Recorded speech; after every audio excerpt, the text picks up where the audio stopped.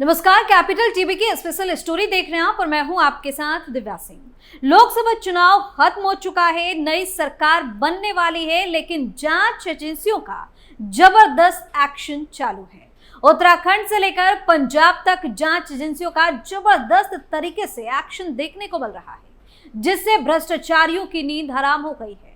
अब एक बार फिर से जांच एजेंसियों के ताबड़तोड़ छापेमारी से सियासी घमासान शुरू हो गया है। इसके साथ ही उन लोगों को छिपने के लिए भी जगह नहीं मिल रही होगी, जिन्होंने ये सोच करके कांड किए कि हम तो सत्ता में कुछ भी करेंगे, लेकिन सत्ता जाने के बाद सभी के राजों से पर्दा उठने लगा है। तो क्या कुछ है पूरा मामला, चलिए सब कुछ बताते हैं।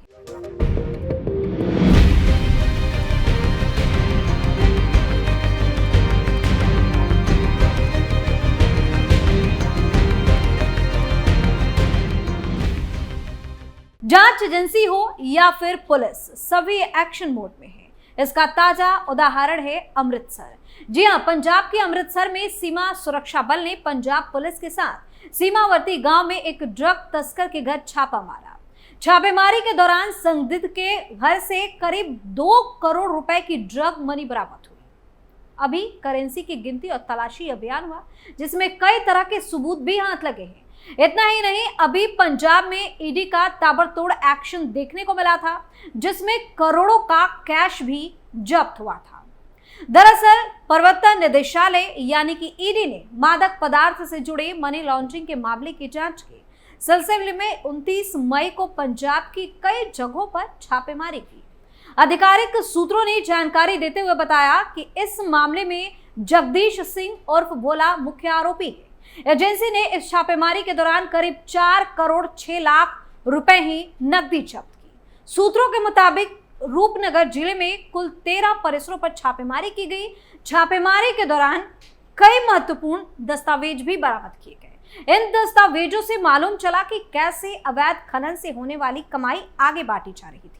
सूत्रों के मुताबिक इस मामले में जल्द ही ईडी पंजाब के कई सरकारी अधिकारियों से सवाल जवाब कर सकती है। ईडी ने अपनी जांच में पाया कि भोला मामले में एजेंसी की ओर से कुर्क की गई जमीन पर अवैध खनन किया जा रहा था, जिसके बाद यह कार्रवाई की गई। सूत्रों ने बताया कि इस कथित अवैध खनन मामले के कुछ आरोपियों में नसीब चंद और श्रीराम क्रशर और अन्य शामिल हैं। पंजाब में मादक पदार्थ से जुड़े धन शोधन का यह मामला करोड़ों रुपए के मादक पदार्थ गिरोह से जुड़ा है, जिसका पुलिस ने 2013-14 के दौरान पर्दाफाश किया था। ईडी ने पंजाब पुलिस की ओर से दर्ज की गई एफआईआर के आधार पर मुकदमा दर्ज किया था।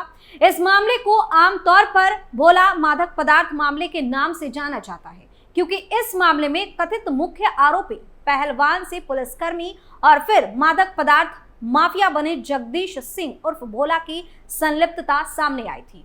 ईडी ने भोला को जनवरी 2014 में गिरफ्तार किया था। दरअसल इससे पहले उत्तराखंड में भी ईडी का छापा पड़ा था। दरअसल ईडी ने यहां के पूर्व मंत्री हरक सिंह रावत से जुड़े परिसरों पर छापे मारे। जानकारी दें कि प्रवर्तन निदेशालय यानी कि ईडी ने धन शोधन की जांच के संबंध में कांग्रेस नेता और पूर्व मंत्री हरक सिंह रावत से जुड़े परिसरों पर छापे मारे थे।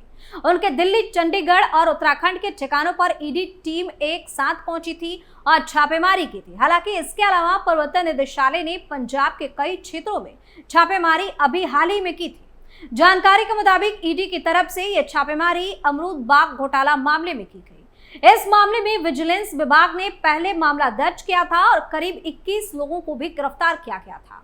यह मामला greater Mohali area development authority द्वारा अधिग्रहित जमीन पर लगे अमरूद के बागों के मुआवजे की आड़ में करीब 135 करोड़ रुपए के गबन से जुड़ा हुआ है। सूत्रों के मुताबिक ईडी की तरफ से पंजाब के एक्साइज कमिश्नर के घर पर छापेमारी की गई है, क्योंकि जिस वक्त ये घोटाला हुआ उस वक्त वो विभाग के चीफ अधिकारी थे। बता दें कि पंजाब के 6 से 8 जिलों में करीब 26 लोकेशन पर यह रेड अभी भी जारी है। इसमें कुल आईएएस अधिकारी, उनकी पत्नियां और कुछ पीसीएस अधिकारी भी शामिल हैं। पंजाब के चंडीगढ़ के साथ साथ बठिंडा, पटियाला, खरड़, बरनाला, मोहाली और फिरोजपुर में भी ईडी की रेड हुई थी।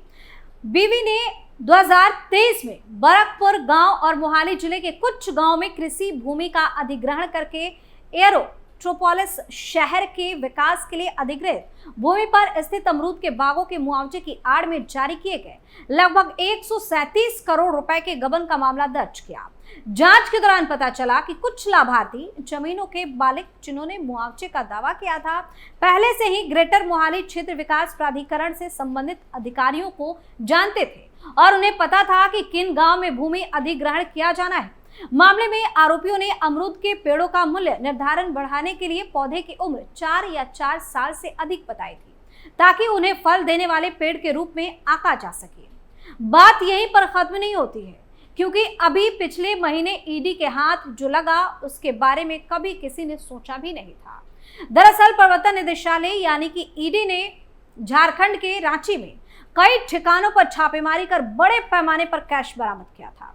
ग्रामीण विकास मंत्री आलमगीर आलम के निजी सचिव संजीव लाल के नौकर के घर ईडी ने भारी नकदी जब्त की। सूत्रों के मुताबिक नकदी लगभग 30 करोड़ रुपए होने का अनुमान लगाया गया था। बैंक अधिकारी यहां नोट गिनने वाली मशीन के साथ भी पहुंचे थे। वहीं इसी मामले में एक और ठिकाने से 3 करोड़ रुपए बरामद हुए। इस तरह अब तक कुल बरामदगी 33 करोड़ रुपए आंकी गई।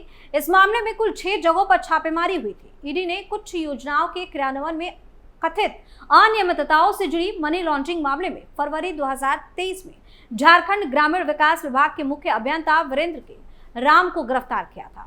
सूत्रों के मुताबिक ईडी ने झारखंड के ग्रामीण विकास विभाग में व्याप्त भ्रष्टाचार को लेकर राज्य सरकार को गुप्त पत्र लिखा था और इस मामले में एफआईआर दर्ज करने को कहा था। इस पत्रों पर कोई कार्रवाई नहीं की गई, बल्कि इन भ्रष्ट अधिकारियों के साथ पत्र साझा कर दिए गए। नकदी बरामद के साथ ऐसा ही एक पत्र मिला। ईडी का मानना है कि यह काली कमाई का हिस्सा है। दरअसल ईडी 10,000 रुपए रिश्वत के मामले की जांच चल रही थी और उसी दौरान ईडी को कुछ ऐसी कड़ियां मिली जिसके तार मंत्री तक जुड़ते नजर आए।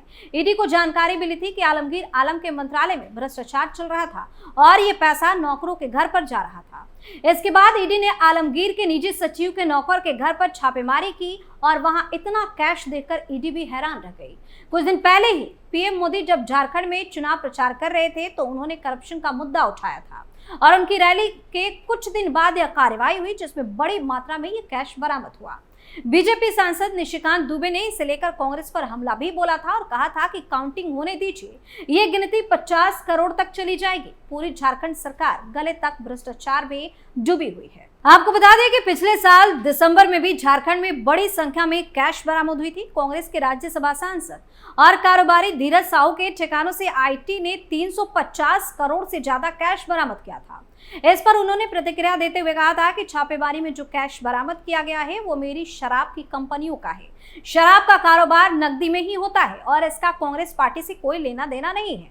तब बीजेपी विधायकों ने कहा था कि धीरज साहू ने ये संपत्ति झारखंड के संसाधनों का दोहन और गरीबों का हक मारकर एकत्रित किया है। बीजेपी विधायक विधानसभा हाउस में अपने अपने गले में प्ले कार्ड पहनकर आए थे जिस पर लिखा था कि कांग्रेस का काला साम्राज्य। उस समय आलमगीर आलम ने धीरज साहू का बचाव किया था। आलमगीर आलम ने धीरज साहू का बचाव करते हुए कहा कि ये मामला विधानसभा का नहीं है। बीजेपी अपनी राजनीति चमकाने के लिए विधानसभा को बतौर प्लेटफॉर्म यूज कर रही है, जो कि ठीक नहीं है। ना तो आईटी ने अभी तक कोई बयान दिया है। वैसे भी पैसे सिर्फ धीरज साहू के नहीं है बल्कि उनके व्यवसायी परिवार के हैं।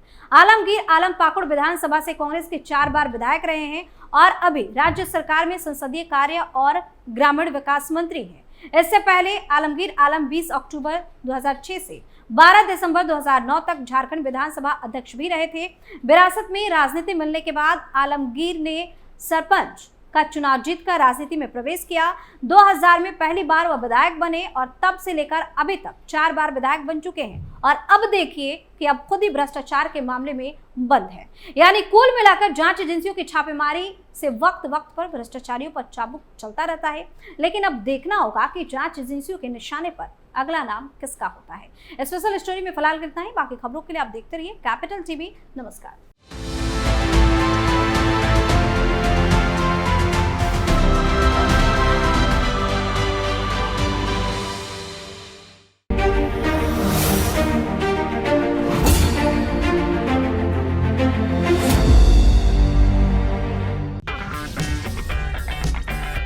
अगर आपको हमारा वीडियो पसंद आया हो तो इसे लाइक करें, हमारे चैनल को सब्सक्राइब करें और हाँ, बेल आइकन दबाना ना भूलें ताकि आप तक हमारे वीडियो की नोटिफिकेशन पहुंचती रहे।